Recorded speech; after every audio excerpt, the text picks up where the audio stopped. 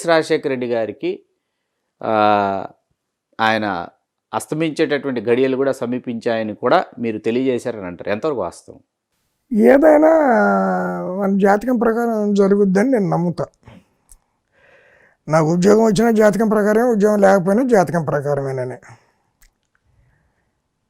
నాకు కాకినాడలో, కాకినాడ అంతా సొంత ఎస్టేట్ లాగా ఉండేది కదా. కొంతమంది బ్రాహ్మణ మిత్రులు ఏమన్నారంటే ఆయనకు బాగుండలేదు, యజ్ఞం మీద చేయిస్తే బాగుంటుంది అని ఎలక్షన్ ముందు అన్నారు. ఈ అమలాపురం దగ్గర ఆత్రేయపురం అది మన వినాయకుడి టెంపుల్ ఉంది ఏంటిది, అయినవెల్లి వినాయకుడి టెంపుల్ మీద ప్రధాన పూజారి దీక్షితులు గారు ఉన్నారు. ఆయన కూడా చెప్పారు, రాయుడు గారు రాజశేఖర రెడ్డి బాగుండలేదు, ఏదైనా యజ్ఞం చేస్తే బాగుంటుంది అని. తాడేపల్లిగూడెంలో సిద్ధాంతి గారు ఒక ఆయన ఉన్నాడు, చౌదరి గారు, సత్యనారాయణ చౌదరి గారు.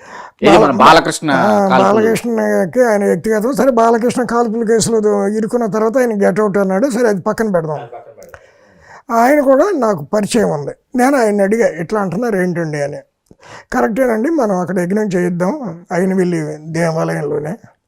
యజ్ఞం అంటే ఎవడో ఒకడు కూర్చోవాలి కదా, మరి వాళ్ళని పిలిపించలేం కదా పెద్దవాళ్ళని, మరి ఎవరు కూర్చోకుండా చేస్తారా? మీరు కూర్చోండి రాజశేఖర రెడ్డి గారి బదులు అని అన్నాడు. అంటే ఈ కారు వేసుకుని అయినవెల్లి వెళ్ళాం.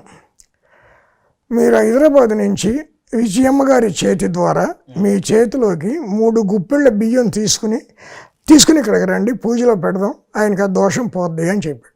వరుణం అంటారు దాన్ని. ఆ వరుణం తీసుకురండి, నాకు వరుణం అనే చెప్పారు. వరుణం తీసుకురండి, మీరు చేద్దామని. నేను నిమిషాల మీద బయలుదేరి బస్సులో పడిపోయి హైదరాబాద్ వచ్చేసాను. కేవీపీ గారు అప్పుడు ఢిల్లీలో ఉన్నారు. కేవీపీ గారి ఇంటికి వెళ్ళాను. నరసింహారావు ఉన్నాడు పిఏ. చెప్పాను. చెప్తే ఆయన వెంటనే కేవీపీ గారికి ఫోన్లో చెప్పాడు, రాయుడు వచ్చాడు ఇట్లా అంటున్నాడు. సరే, కేవీపీ గారి మిస్సెస్ని, నువ్వు వెళ్ళి క్యాంప్ ఆఫీస్కి విజయమ్మ గారి దగ్గర ఆ 3 గుప్పెళ్ళ బియ్యం తీసుకొచ్చి రాయుడికి అని ఏదో చెప్పాను. ఆవిడ విజయమ్మ గారు ఆ టైంకి అవైలబుల్గా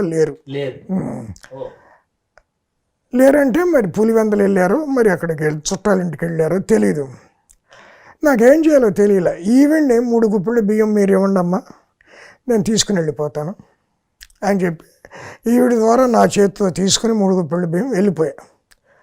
అక్కడ అయినవెల్లి గుళ్ళో సౌండ్ రాకుండా చాలా పెద్ద యజ్ఞం చేసాం. దాదాపు ఎంతమంది బ్రాహ్మలు నాకు ఐడియా లేదు. మంత్రాలు చదివిన వాళ్ళు 11 మంది అనుకుంటున్నాను. చుట్టూతో ఉన్నవాళ్ళు ఇంకెంతమంది ఉన్నారు నాకు అవగాహన లేదు, ఇప్పుడు మర్చిపోయాను. నేను లంచ్ ఇప్పాను, పగలంతా భోజనం ఉండదు దానికి, యజ్ఞం అయిపోయే వరకు. ఈవినింగ్ 6 వరకు నేను కూర్చున్నా, షుగర్ పేషెంట్ని అయినాను. సరే, ఈ ప్రెస్ వాళ్ళు మంచోళ్ళు కాదు కదా, ఏంటి గుళ్ళో యాగం జరుగుతుంది ఎందుకంటే ఎవడో మొత్తం మీద వాసన పడి వచ్చారు. నేను అప్పటికే జలయజ్ఞం మీడియా కన్సల్టెంట్గా ఉన్నా. జలయజ్ఞం తొందరగా పూర్తి కావాలని చెప్పి యజ్ఞం చేస్తున్నాం రా బాబు, వేరే ఉద్దేశం ఏం లేదని చెప్పాను. సరే, అది తీసుకున్నాను. తీసుకొచ్చి కేవీపీ గారి మిస్సెస్ ఇంటికి నరసింహారావు ద్వారా ఇచ్చాను ఆ యజ్ఞఫలం మీద. ఆ తర్వాత ఎలక్షన్స్ వచ్చినాయి. ఎలక్షన్స్లో కూడా మనం ఏదైనా ఒక యాగం చేస్తే బాగుంటుందని కాకినాడ బ్రాహ్మలు చెప్పారు. నేను వచ్చిన తర్వాత చెప్పాల్సిన వాళ్ళకి చెప్పి వాళ్ళందరినీ ఒక 7 బ్రాహ్మలు అనుకుంటా గౌతమిలో పిలిపించి ఒక 2 కార్లు పెట్టి వాళ్ళని కడప తీసుకెళ్ళి, కడపలో రాత్రిపూట ఒక ఫ్యాక్టరీకి 4 పక్కల రోడ్లు క్లోజ్ చేసేసి, ఎవరు నైట్ షిఫ్ట్ ఉంటే క్యాన్సిల్ చేసేసి ఆ ఫ్యాక్టరీ ఆవరణలో యజ్ఞం చేయించి రాత్రి 10ంటికి కూర్చున్న వాళ్ళు ఉదయం 7ంటికి లేచారు యజ్ఞం మీద బ్రాహ్మలు, చదువుకున్న వాళ్ళు బాగా. సో ఆ యజ్ఞఫలం తీసుకుని ఒక అరటిపండు 2 చిన్నవి తీసుకొని పులివెందల పోలింగ్ కోసం వస్తున్నారు రాజశేఖర రెడ్డి గారు. నేను హెలిప్యాడ్ దగ్గరికి వెళ్ళా. నాయకులు రాకూడదు, ఈ కోడ్ గురించి ఆఫీసర్లు కూడా రాకూడదు. సో మామూలుగా ఒక 10 మంది పోలీసులు మినిమం సెక్యూరిటీ కోసం, నేను బ్రాహ్మలో, ఇంతే అలౌడ్. రాజశేఖర రెడ్డి గారు హెలికాప్టర్ దిగిన తర్వాత నన్ను వెంకట్ అనేవాడు, రాయుడు అనేవాడు కాదు, వెంకట్ అనేవాడు. దిగుతానే చూసి నవ్వుతే వెంకట్ ఇటు వచ్చావేంటి అన్నాడు. వీళ్ళు బ్రాహ్మలండి, రాత్రి పలానా చోట యజ్ఞం చేశాం, ఆ యజ్ఞ ఫలం మీకు ఇవ్వడానికి వచ్చారు అని. వీళ్ళు బంతిపూల దండ ఆయన మెళ్ళో వేసి, రాజశేఖర రెడ్డి గారి రాజకీయ చరిత్రలో పూలమాల మెళ్ళో వేసుకున్న ఫోటో భూప్రపంచంలో ఇంకెక్కడా లేదు, ఒక నా దగ్గరే ఉంది. అది కూడా ఆయన బంతిపూలు వేసుకుని, ఈ దండ తీయొద్దు సార్, ఈ అరటిపండు తినండి, ఓటింగ్కి వెళ్ళేటప్పుడు జీప్ ఎక్కుతారు కదా కారు, మార్గ మధ్యంలో ఎవరితో మాట్లాడకండి, ఓటు వేయండి, బయటకు వచ్చాక మీ ఇష్టం, మీకు 158 సీట్లు వస్తాయి అని చెప్పారు. 155 సీట్లు వస్తాయని చెప్పారు. 150 వస్తే ఎక్కువగా, 148 వచ్చే చాలుగా.